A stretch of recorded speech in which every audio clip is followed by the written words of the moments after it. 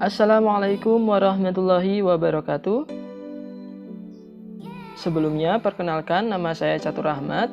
Saya mahasiswa UPN Veteran Yogyakarta, Prodi Sistem Informasi, NIM 124180026. Dan pada video kali ini, saya akan membahas mengenai model proses. Dan jika kalian mengambil studi di UPN Veteran Yogyakarta, khususnya di Prodi Sistem Informasi, kalian akan mempelajari materi ini pada mata kuliah RBPL.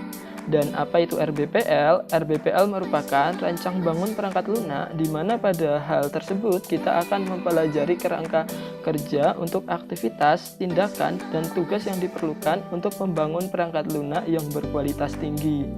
Dan selanjutnya kita akan langsung saja masuk pada materi dari video kali ini, yaitu model proses. Namun sebelum membahas lebih dalam mengenai model proses, terlebih dahulu kita pelajari hierarki pekerjaan teknis dalam proses perangkat lunak.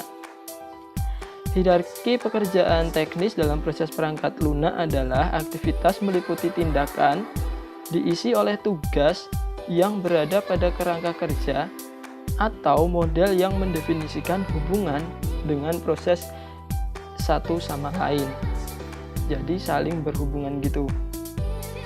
Mengacu pada gambar yang ada pada video ini, dan dari gambar tersebut setiap tindakan rekayasa perangkat lunak ditentukan oleh satu set tugas yang mengidentifikasi tugas-tugas pekerjaan yang harus diselesaikan, produk pekerjaan yang akan diproduksi, jaminan kualitas yang dibutuhkan, dan milestone atau tonggak yang akan digunakan untuk kemajuan perkembangan dari proyek tersebut. Dari model proses generik sendiri merupakan proses framework kerangka kerja yang digunakan sebagai dasar untuk proses rekayasa perangkat lunak. Dan model proses generik ini terdiri dari 5 aktivitas framework dalam pembangunan perangkat lunak. Yang pertama adalah communication, yaitu memahami tujuan stakeholders dan requirement gathering. Yang kedua adalah planning, atau perencanaan. Yang ketiga adalah modeling, pemodelan. Yang keempat adalah construction atau konstruksi, proses coding dan testing agar perangkat lunak yang kita bangun dapat berjalan dengan lancar dan berjalan dengan benar sesuai dengan semestinya. Yang kelima adalah deploying atau penyerahan produk atau perangkat lunak yang kita buat kepada pengguna atau kepada user. Oke, yang pertama kita akan membahas mengenai identifikasi aktivitas framework, yaitu dengan melihat aliran proses atau proses flow, menggambarkan bagaimana aktivitas kerangka kerja dan tindakan tugas-tugas yang terjadi dalam setiap aktivitas kerangka diatur sehubung dengan urutan waktu dan diilustrasikan pada gambar ini. Yang pertama ada aliran proses linear atau linear process flow, mengeksekusi masing-masing aktivitas kerangka kerja dalam urutan tertentu, mulai dari komunikasi dan berakhir penyerahan perangkat lunak kepada pelanggan. Jadi pada proses ini, prosesnya berjalan secara langsung, yaitu tidak ada balik-balikan. Jadi berjalannya secara runtut dari communication, planning, modeling, construction, dan deployment.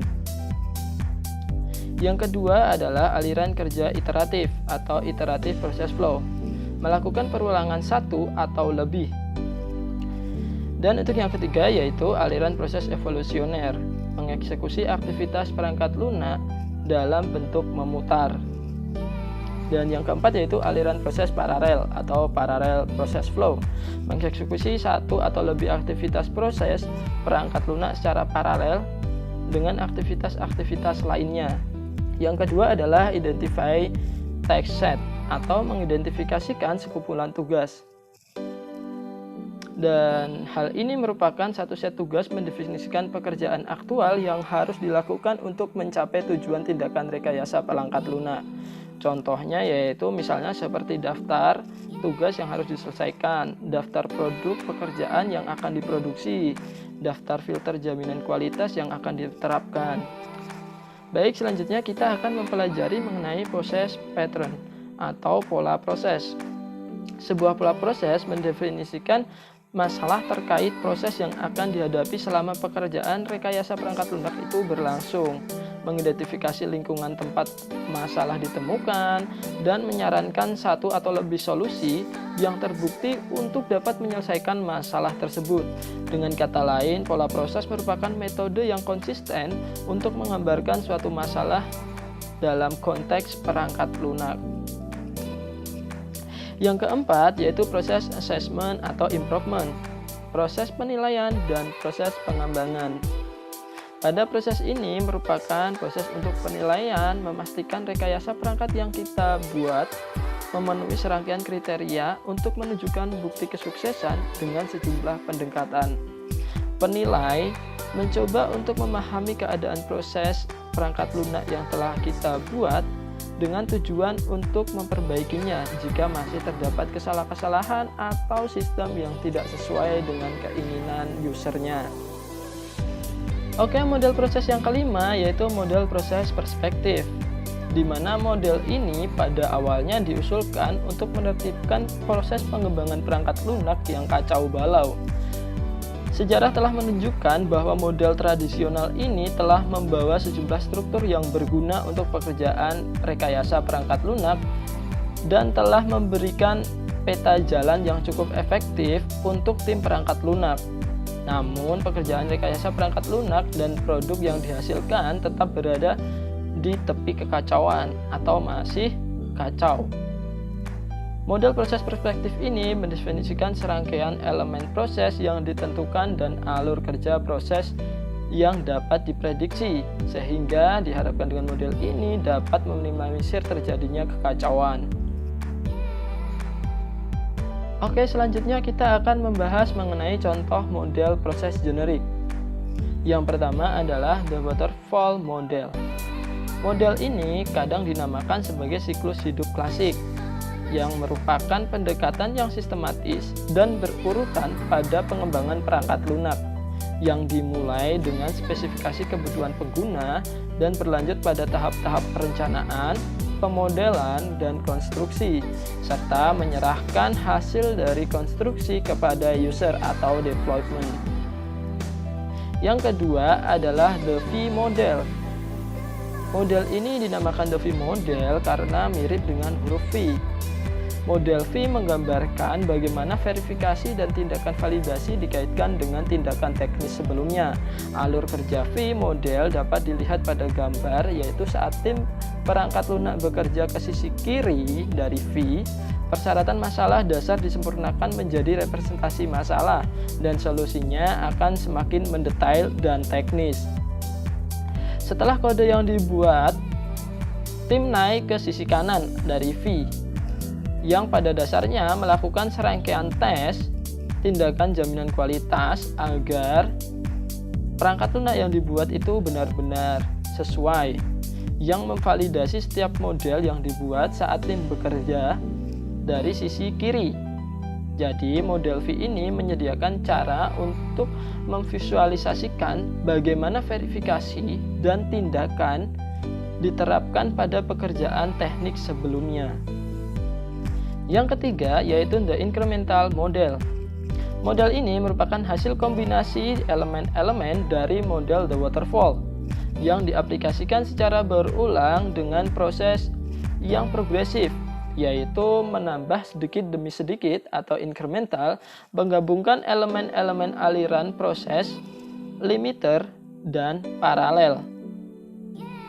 Elemen-elemen tersebut dikerjakan hingga menghasilkan produk dengan spesifikasi tertentu. Kemudian proses dimulai dari awal, kembali muncul hingga spesifikasi lebih lengkap dan sebelumnya, dan tentunya memenuhi kebutuhan penggunanya. Dan kelebihan dari model ini adalah mampu mengakomodasi perubahan secara fleksibel dalam waktu yang relatif singkat, tidak dibutuhkan anggota tim yang banyak untuk menjalankannya. Dan kekurangannya yaitu adalah tidak cocok untuk proyek berukuran besar dan sulit untuk memetakan kebutuhan pemakai ke dalam rencana spesifikasi tiap-tiap hasil dari increment. Model ini cocok dipakai untuk proyek kecil dengan anggota tim yang sedikit keterbatasan waktu. Yang selanjutnya yaitu model proses evolusioner. Perangkat lunak sama seperti sistem-sistem yang lain, yaitu berkembang sesuai dengan periode waktu tertentu. Persyaratan bisnis dan produk yang sering berubah seiring dengan perkembangan zaman membuat jarak lurus dari produk akhir menjadi tidak realistis. Tenggat waktu pasar yang ketat membuat penyelesaian produk perangkat lunak yang kompresif tidak memungkinkan, tetapi versi terbatas harus diperkenalkan. Pada situasi tersebut diperlukan model proses yang telah dirancang secara eksplisit untuk mengakomodasi produk yang berkembang seiring berjalannya waktu. Model proses evolusioner bersifat iteratif untuk mengembangkan versi perangkat lunak yang semakin lengkap.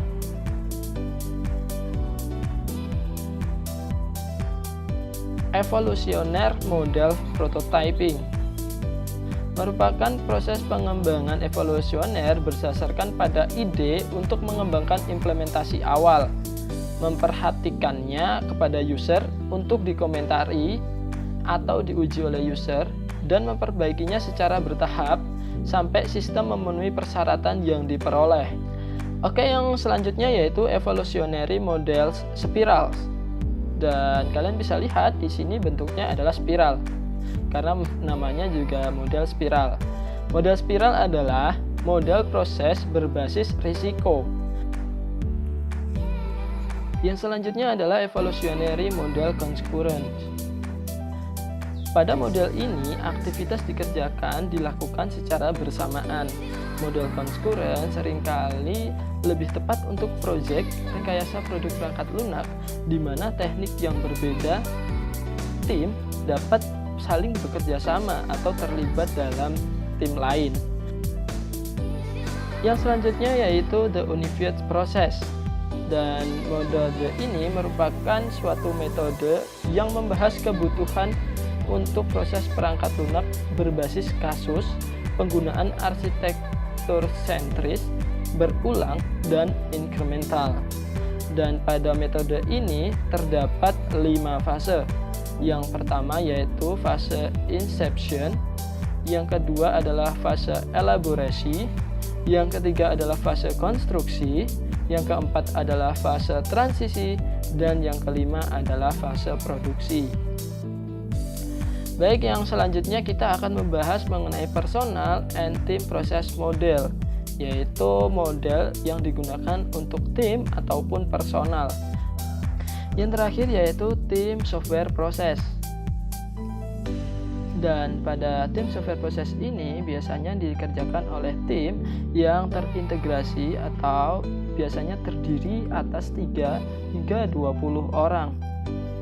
Dan mereka perlu juga menunjukkan kepada manajer bagaimana melatih dan memotivasi tim mereka agar dapat saling membantu dan mempertahankan kinerja yang baik. Dan pada tim software proses ini dapat mempercepat proses perbaikan perangkat lunak dengan memberikan perilaku CMM level 5. Baik, sekian video yang dapat saya sampaikan. Apabila banyak kesalahan mohon maaf, dan wassalamualaikum warahmatullahi wabarakatuh.